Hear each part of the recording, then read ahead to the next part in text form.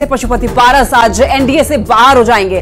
केंद्रीय मंत्रिपरिषद से इस्तीफा देने वाले हैं पशुपति पारस। आपको बता दें कि प्रेस कॉन्फ्रेंस करने वाले हैं आज 11:30 बजे प्रेस कॉन्फ्रेंस करने वाले पशुपति पारस और कुछ बड़ा ऐलान कर सकते हैं। सभी विकल्पों पर विचार कर रहे हैं पशुपति पारस। सूत्रों के हवाले से खबर सामने आ रही है। आरजेडी के संपर्क में है पारस गुट और आपको बता दें कि पारस की पार्टी के खाते में एक भी सीट नहीं दी गई है और इसी वजह से नाराज बताए जा रहे हैं पशुपति पारस। तो सूत्रों के हवाले से आपको इस वक्त की बड़ी खबर बता दें, पशुपति पारस आज प्रेस कॉन्फ्रेंस कर 11:30 बजे कुछ बड़ा ऐलान कर सकते हैं क्योंकि पशुपति पारस नाराज चल रहे हैं और बताया ये जा रहा है कि पशुपति पारस आज एनडीए से बाहर होंगे। साथ ही साथ केंद्रीय मंत्रिपरिषद से भी वो इस्तीफा देने वाले हैं। संवाददाता विनीता मिश्रा अधिक जानकारी के साथ जुड़ी हुई हैं। विनीता, क्या माना जाए आज कुछ बड़ा ऐलान पशुपति पारस की तरफ से क्या हो सकता है वो? बिल्कुल, जिस तरीके से पशुपति पारस ने अपनी नाराजगी जताई है और साफ तौर पे पहले ही उन्होंने कहा था कि वो स्वतंत्र हैं, वो इंतजार कर रहे हैं सीट शेयरिंग का जो फॉर्मूला सामने आएगा, जो लिस्ट सामने आएगी उसका वो इंतजार कर रहे हैं। लेकिन सीट शेयरिंग की जो लिस्ट है वो सामने आ गई, एक भी सीट उन्हें नहीं मिली है और ऐसे में आज वो एनडीए से बाहर हो सकते हैं, यानी वो अपना रास्ता अब खुद चुनेंगे। केंद्रीय मंत्री परिषद से भी वो इस्तीफा देंगे और जो खबर सामने आ रही है कि उन्होंने ऐलान किया था कि वो स्वतंत्र है। हाजीपुर से वो वर्तमान सांसद है, हाजीपुर से वो चुनाव लड़ेंगे। ऐसे में खबरों के मुताबिक वो आरजेडी के संपर्क में भी है और महागठबंधन का रुख भी कर सकते हैं और महागठबंधन से गठबंधन करने के बाद वो हाजीपुर से चुनाव लड़ सकते हैं। लेकिन आज 11:30 में प्रेस कॉन्फ्रेंस का समय दिया गया है और 11:30 में बिल्कुल साफ हो जाएगा कि पशुपति कुमार पारस का अगला कदम क्या होगा। एक भी सीट उन्हें एनडीए में नहीं मिलती है। ऐसे में आज वो एनडीए से बाहर होंगे और साथ ही साथ क्योंकि वो सेंट्रल मिनिस्टर है, केंद्र के मंत्री है वो, तो केंद्रीय मंत्री परिषद से भी पशुपति कुमार तरीके से हाजीपुर से तैयारी करने में वो जुट जाएंगे। विनीता, आपने बताया कि महागठबंधन के संपर्क में भी है पशुपति पारस। क्या किसी नेताओं से बातचीत चल रही है, ऐसी कोई खबर? महागठबंधन के कई नेताओं से उनकी बातचीत हुई है और खबरों के मुताबिक अभी पहले से ही जब एनडीए की लिस्ट जारी नहीं हुई थी तब आरजेडी की तरफ से बातचीत की जा रही थी, उन्हें अपने पाले में लाने की कोशिश भी की जा रही थी, लेकिन वो इंतजार कर रहे थे कि कब एनडीए की लिस्ट सामने आए, क्योंकि उन्हें उम्मीद थी कि शायद एनडीए में उन्हें जगह मिलेगी। लेकिन लिस्ट जब जारी हुई तो एनडीए में उन्हें एक भी सीट नहीं दी गई। ऐसे में वो विचार कर रहे हैं और उम्मीद यही जताई जा रही है कि आरजेडी। ठीक है विनीता, हमारे साथ संवाददाता अमितेश सिंह भी जुड़ रहे हैं दिल्ली से। अमितेश, आज कुछ बड़ा हो सकता है, पशुपति पारस कुछ बड़ा ऐलान कर सकते हैं, क्या जानकारी मिल रही है? देखिए, जो सूत्र बता रहे हैं उसके मुताबिक पशुपति पारस काफी नाखुश बताए जा रहे हैं। जो डिसीजन हुआ है, जिस तरह से एनडीए में उनकी पार्टी को एक भी सीट नहीं दी गई है, उसके बाद से ही पशुपति पारस की नाराजगी सामने आ रही है। और जो सूत्र बता रहे हैं उसके मुताबिक आज जो 11:30 बजे प्रेस कॉन्फ्रेंस होगा उसमें बड़ा ऐलान कर सकते हैं। खासतौर से ये कहा जा रहा है कि मंत्रिमंडल से इस्तीफा भी दे सकते हैं पशुपति पारस, बड़ा ऐलान कर सकते हैं। और आने वाले दिनों में जो सूत्र बता रहे हैं उसके मुताबिक आरजेडी के संपर्क में है पशुपति पारस और उनके गुट के जो लोग हैं वो आरजेडी के संपर्क में हैं। तो निश्चित रूप से अब दूसरे खेमे में बातचीत चल रही है, जो सूत्र बता रहे हैं उसके मुताबिक। और आज चूंकि लिस्ट का इंतजार कर रहे थे, उन्होंने पहले ही प्रेस कॉन्फ्रेंस में 2 दिन पहले जो आरएलजेडी के संसदीय बोर्ड की बैठक हुई थी उसके बाद उन्होंने ऐलान किया था राजनीति साधुओं की जमात नहीं होती है। यानी उन्होंने साफ तौर पे कह दिया था कि साधुओं की जमात राजनीति नहीं होती है, तो हम लोग हाथ पर हाथ धरे बैठे नहीं रहेंगे, केवल बीजेपी के लिस्ट का इंतजार कर रहे हैं। और कल जब सीटों का बंटवारा हो गया, साफ हो गया किस पार्टी के खाते में कौन सी सीट जा रही है, उसमें इनकी जो पार्टी है आरएलजेडी उसको एक भी सीट नहीं दी गई है, फाइनल बंटवारा हो गया है। तो अब अगला कदम यही हो सकता है कि दूसरी तरफ ये बात कर रहे हैं और आरजेडी के संपर्क में जो सूत्र बता रहे हैं उसके मुताबिक पशुपति पारस और उनके गुट, उनके समर्थक लोग हैं और जल्द ही बड़ा फैसला करेंगे। इस बात की पूरी उम्मीद है कि आज 11:30 बजे प्रेस कॉन्फ्रेंस में क्या कोई डिमांड भी पशुपति पारस ने आरजेडी के सामने रखी, क्योंकि सीटों को लेकर उधर भी तालमेल अब तक नहीं बना है अमितेश? और कौन से आरजेडी के ऐसे नेता हैं जिनके संपर्क में कुछ ऐसी जानकारी? देखिए, आरजेडी के किसी नेता के किस संपर्क में है ये कहना तो मुश्किल होता है, लेकिन जो सोच दावा कर रहे हैं उसके मुताबिक निश्चित रूप से आरजेडी के टॉप नेताओं के संपर्क में है पशुपति पारस और उनके गुट के लोग। तो बात बनाने की कोशिश हो रही है और आरजेडी की तरफ से आपने देखा होगा कि अभी तक उधर में बिहार में सीटों का बंटवारा फाइनल नहीं हुआ रहा है, तो वहां भी इंतजार किया जा रहा था एक तरह से कहें तो सोर्स के मुताबिक ऐसा लग रहा है कि उधर बात बन सकती है, लेकिन अभी सब कुछ फाइनल नहीं हुआ है। इधर से जब ना हो चुकी है एनडीए के भीतर, तो इंडिया गठबंधन में हाँ की तैयारी चल रही है और उधर संपर्क में बताए जा रहे हैं पशुपति पारस। यानी अब इंतजार करना होगा 11:30 बजे का, जब पशुपति पारस कुछ बड़ा ऐलान करते हैं। आप इस पर नजर बनाए रखिए। बहुत बहुत शुक्रिया तमाम जानकारी के लिए अमितेश। और धनबाद से एक बड़ी खबर सामने आ रही है। NH2 पर खड़ी बस में आग लगने की खबर है। आग लगने से बस जो है वो पूरी तरीके से जल गई है। मौके पर दमकल की गाड़ियां पहुंची। आग पर काबू पाने में फायर ब्रिगेड की टीम जुटी। आग लगने से बस जलकर के पूरी तरीके से खाक हो गई है। मैथन ओपी क्षेत्र की यह घटना बताई जा रही है। दमकल की गाड़ियां पहुंची। कड़ी मशक्कत के बाद आग बुझाने की कोशिश की गई। और अगली खबर आपको दरभंगा से बता दें, जहां डीएमसीएच के आईडीएच वार्ड के पास खड़ी पुरानी एम्बुलेंस में अचानक आग लग गई। स्थानीय लोगों ने जैसे तैसे आग पर काबू पाया। बताया जा रहा है कि शॉर्ट सर्किट की वजह से आग लगी है, जिसकी चपेट में 4 एम्बुलेंस आ गई। बता दें कि जिले के सिविल सर्जन कार्यालय से संचालित होने वाले दर्जनों सरकारी एम्बुलेंस रखरखाव की कमी के कारण कबाड़ बन चुके हैं, जिससे विभाग ने डीएमसीएच परिसर के आईडीएच वार्ड के पास लगा रखा है। क्या मामला है? हम लोग का बगल में मकान है, वहाँ हम लोग अभी मंदिर के पास बैठे हुए थे। अचानक इसमें धुआं और आग लगने की आहट सुने। तुरंत बगल में नाली है, वहाँ से बाल्टी पानी पिया जा रहा है। क्या हुआ था अभी? यहाँ तार का शॉर्ट सर्किट होने से चिंगारी गिरने के कारण इस एम्बुलेंस में आग लग गई। इसके लिए हम मोहल्ला वाले ने देखे, आग बहुत लग गया। फायर ब्रिगेड से आने से पहले हम लोग बाल्टी मार करके पानी एम्बुलेंस में लगा था। कौन एम्बुलेंस है? कचरा एम्बुलेंस है। नवादा में नाबालिग लड़की से गैंगरेप की घटना सामने आई है। 3 युवक ने दुष्कर्म की घटना को अंजाम दिया है। पुलिस ने घटना में शामिल 3 आरोपी को गिरफ्तार कर लिया है। बताया जा रहा है कि आरोपी के यहाँ पीड़ित लड़की का जो पिता है वो मजदूरी का काम करता था। मजदूरी के पैसे मांगने पर लड़की आरोपी के घर गई, तभी गैंगरेप की वारदात को अंजाम दिया गया। कौआकोल थाना अंतर्गत ग्राम पाली से पीड़िता के द्वारा आवेदन दिया गया, जिसमें ये आरोप लगाया गया है कि इनके साथ पाली गांव के ही 3 अभियुक्तों के द्वारा बलात्कार की घटना की गई है एवं एक अभियुक्त इनके गार्जियन के साथ अभद्र व्यवहार एवं गाली गलौज किया है। थाना के द्वारा तुरंत प्राथमिकी दर्ज कर ली गई एवं अनुसंधान के क्रम में 4 अभियुक्तों को गिरफ्तार कर लिया गया है। पीड़िता का मेडिकल जांच एवं 164 का बयान हेतु अग्रिम कार्रवाई की जा रही है।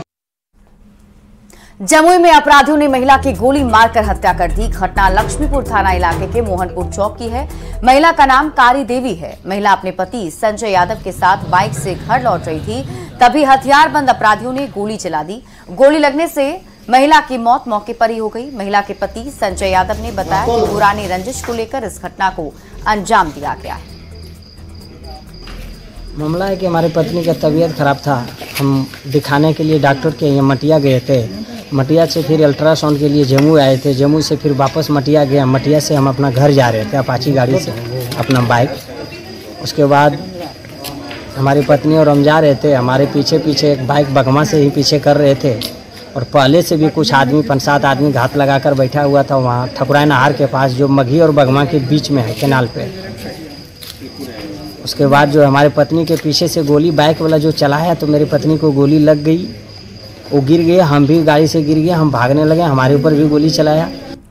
राज्य में सरकार बदलते ही दरभंगा में एम्स के निर्माण में गति आ गई है, यानी कि तेज हो गई है गति। और राज्य सरकार ने नए सिरे से केंद्र को प्रस्ताव भेजा था, जिसके बाद अब केंद्रीय स्वास्थ्य मंत्रालय के अधिकारियों की टीम दोबारा एम्स स्थल का जायजा लेने के लिए पहुंची है।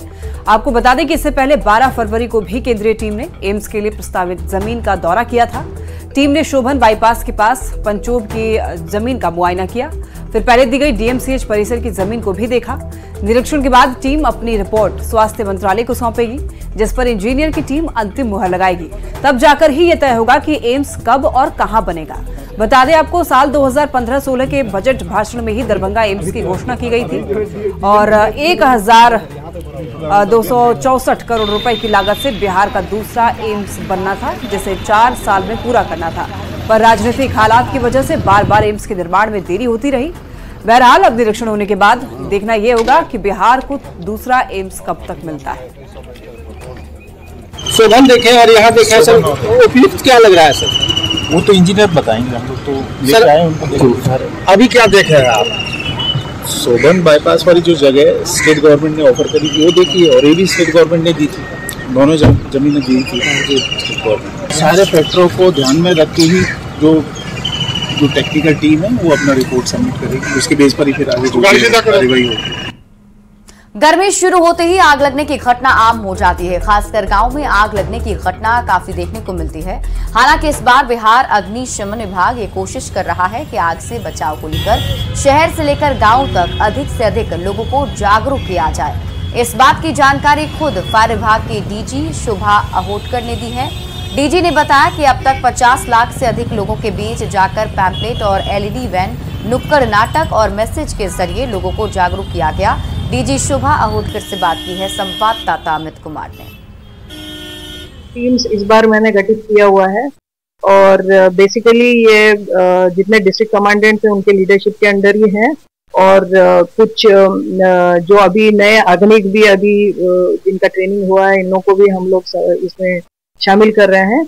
और जन जागरूकता इसलिए करा रहे हैं कि पब्लिक में अवेयरनेस आए कि जैसे बोलते हैं कि prevention is better than cure, तो कोई भी अग्नि की घटना होने से पहले हम लोग सतर्क रहें और जन जागरूकता के माध्यम से उसको प्रिवेंट करें। इस पे हम लोग कंसंट्रेट कर रहे हैं।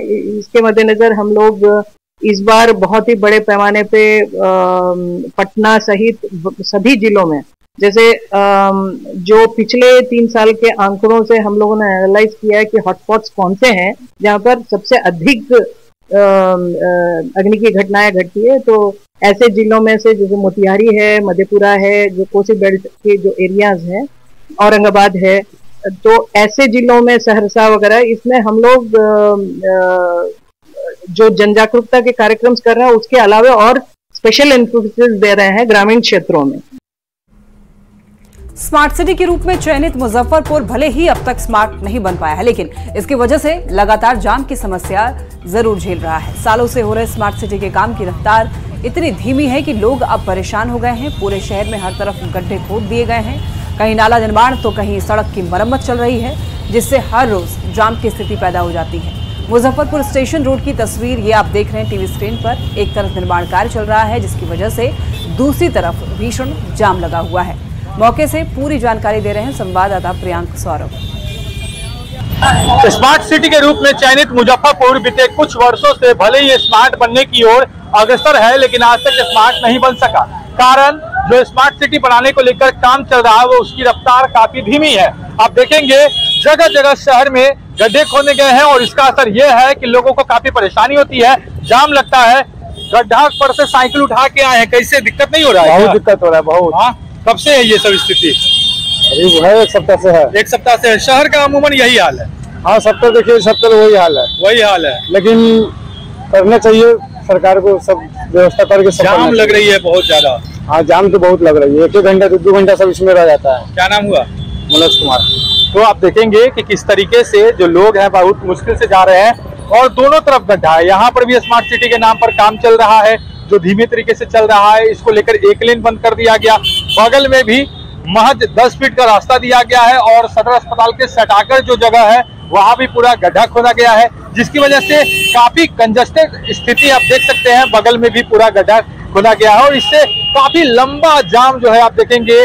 जो मोती झील फ्लाईओवर है उस पर काफी दूर तक जाम है। मुजफ्फरपुर का स्टेशन रोड, उसकी तस्वीर आप देखेंगे किस तरीके से लंबी जाम लगी हुई है। लोगों को परेशानी हो रही है, हर तरफ जो है यही स्थिति अमूमन देखने को मिल रही है। जिले का यही हाल है, हर तरफ जाम लगा हुआ है, और स्मार्ट सिटी को लेकर जो काम चल रहा है उसकी वजह से ये कुछ तमाम चीजें हो रही है।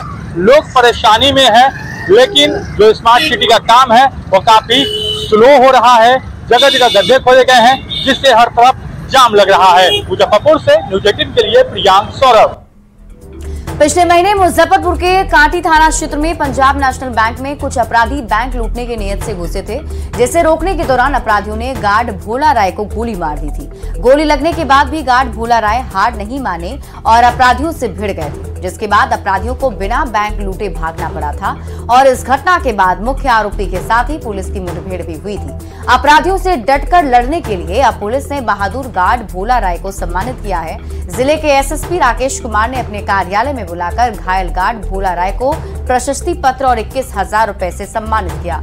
वहीं घायल गार्ड के इलाज में जो पैसे खर्च हुए उसे भी पुलिस ने ही उठाया है। बहादुरी और साहस के साथ में सामना किया गया और उस दौरान इनके पैर में एक गोली भी लगी थी, लेकिन इसके बावजूद भी ये लगातार संघर्ष करते रहे और उनकी मेहनत और संघर्ष की वजह से अपराधकर्मी उस घटना को अंजाम नहीं दे पाए थे और भाग खड़े हुए थे। इसी आलोक में आज परिप पुलिस अधीक्षक कार्यालय में श्री भोला राय जी को सम्मानित किया गया है, जिसमें मेरे द्वारा उनको एक प्रशस्ति पत्र भी दिया गया है इस सराहनीय कार्य के लिए, और इसके अतिरिक्त 21,000 रुपए नगद से भी उन लोगों के द्वारा पुरस्कृत किया गया है। झारखंड का उभरता हुआ क्रिकेटर रॉबिन मिंज आईपीएल 2024 से बाहर हो गया है। रॉबिन गुजरात टाइटंस की टीम में शामिल थे। दरअसल रॉबिन मिंज 3 मार्च को बाइक से गिरने की वजह से चोटिल हो गए। हालांकि चोट के बाद रॉबिन अपनी टीम गुजरात टाइटंस में शामिल हो गए थे। प्रैक्टिस के दौरान उनकी चोट उभर करके सामने आई। जानकारी के मुताबिक आईपीएल 2024 के पूरे संस्करण में रॉबिन नहीं खेल पाएंगे, जिसकी वजह से क्रिकेटर रॉबिन के गांव में मायूसी छा गई है। रॉबिन मिंज को गुजरात टाइटंस ने नीलामी के दौरान 3.60 करोड़ में खरीदा था। रॉबिन मिंज का एक्सीडेंट हो गया तो फिर वो अभी रेस्ट में है। मैच खेल पाएगा नहीं खेल पाएगा वो तो पता नहीं है। अब ठीक होगा तो खेल भी सकता है, यही उम्मीद करते हैं हम लोग कि अच्छा हो, ठीक हो और मैच खेले। और हम लोग तो दुख में है, दुख में नहीं है सो बात नहीं है, दुख में है, बट क्या करें। अब एक्सीडेंट को कोई बोल नहीं सकता है, होने को कोई रोक नहीं सकता है। और होली से ठीक पहले मारवाड़ी युवा मंच की ओर से गोड्डा से भागलपुर के लिए निशान यात्रा निकाली गई। मारवाड़ी समाज के पुरुष, महिला और बच्चों की टोली अपने इष्ट देवता के समर्पण में 70 किलोमीटर की पैदल यात्रा पर निकले।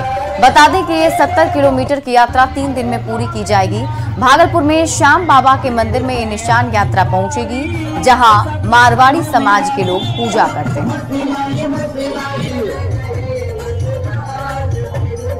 निशान यात्रा जाती है गोड्डा से पैदल चल के भागलपुर, तो वहाँ श्याम मंदिर है, वहाँ पे निशान चढ़ाती है। ये आज लोग जाएंगे पैदल, 20 तारीख को वहाँ पे निशान चढ़ाएंगे। 2 दिन लगेगा पहुँचने। कितने लोगों का जत्था जा रहा है? ये लगभग 100 प्लस ही होंगे। महिलाएं बच्चे सब हैं? ऐसे ही नंगे पहुँचते आप लोग? ये हमारे मारवाड़ी युवा मंच ट्रस्ट दादी श्याम परिवार के ट्रस्ट की ओर से ये हर साल की तरह इस साल भी गोड्डा से ये निशान हम लोग भागलपुर के लिए जाते हैं। ये फर्स्ट दिन हम लोग 12 हाट में रुकेंगे, सेकेंड दिन हम लोग, दूसरा दिन हम लोग बलवा चक में रुकते हैं और तीसरा दिन हम लोग मंदरोजा श्याम मंदिर भागलपुर में शाम में 6 बजे तक बाबा को ये निशान चढ़ाएंगे और जय श्री श्याम बोलेंगे। गोड्डा में 300 आपदा मित्र की बहाली के लिए प्रशिक्षण ले रहे युवाओं ने नाराजगी जताई है। साथ ही बताया कि 2021 में आपदा मित्र की बहाली परीक्षा हुई थी। युवकों ने एनडीआरएफ, एसडीआरएफ प्रशिक्षण लिया, लेकिन उन्हें एब्सेंट करके चयन प्रक्रिया पोर्टल से नाम हटा दिया गया। नाराज अभ्यर्थियों ने अपर समहर्ता और डीसी को आवेदन देकर बहाली की मांग कर रहे हैं। यहाँ पे जब बात की तो ऑपरेटर सर जो कर रहे थे उनका कहना था कि आप लोग 4 दिन 5 दिन एब्सेंट किए हैं, कुछ 1 दिन एब्सेंट किए हैं, इसलिए ऊपर से ऐसा आदेश जारी किया गया था, इसलिए आप लोगों का नाम नहीं चढ़ेगा, फिर से ट्रेनिंग लेना होगा। तो अभी आए तो अभी पदाधिकारी से बात हुई, अपर समर्था से मिले? हाँ, क्या कहा उन्होंने? उनको बताया कि हम लोग का पूरा प्रेजेंट एकदम 11 दिवसों में पूरा 11 दिवसों हम लोग कंप्लीट किए हैं। सारा कागज सब दिखाए, ये रिजल्ट है डीआरएफ सर के द्वारा, रिजल्ट भी दिखाए सर को। तो सर आश्वासन दिए है, एक डीसी सर को भी आवेदन दिए हैं शुक्रवार को और आज भी दिए हैं। इसके बाद एसी सर से बात की, वो बोले हैं कि जल्द से जल्द पोर्टल में आप लोगों का अपडेट कर दिया जाए। शेखपुरा में न्यूज 18 का चर्चित प्रोग्राम भाभी जी मैदान में मतदाता जागरूकता कार्यक्रम में देखने को मिल रहा है। लोकसभा चुनाव को लेकर जिला प्रशासन ने महिला मतदाताओं को मतदान केंद्र तक पहुंचाने के लिए भाभी जी कार्यक्रम लॉन्च किया है, जिसका डीएम ने विधिवत उद्घाटन भी किया। भाभी जी कार्यक्रम में जीविका दीदी को शामिल किया गया है, जो गांव के दलानों और नवादा लोकसभा क्षेत्र के अंतर्गत आता है। दोनों लोकसभा क्षेत्र में प्रथम फेज में 19 अप्रैल को चुनाव है, जिसमें महिला मतदाताओं की ज्यादा से ज्यादा भागीदारी निभाने को लेकर भाभी जी कार्यक्रम काफी सफल साबित हो रहा है। मौके से और अधिक जानकारी दे रहे हैं संवाददाता अजीत कुमार सिन्हा। न्यूज 18 का लोकप्रिय कार्यक्रम भाभी जी मैदान में इसका असर चुनाव के कार्यक्रमों में भी देखने को मिल रहा है।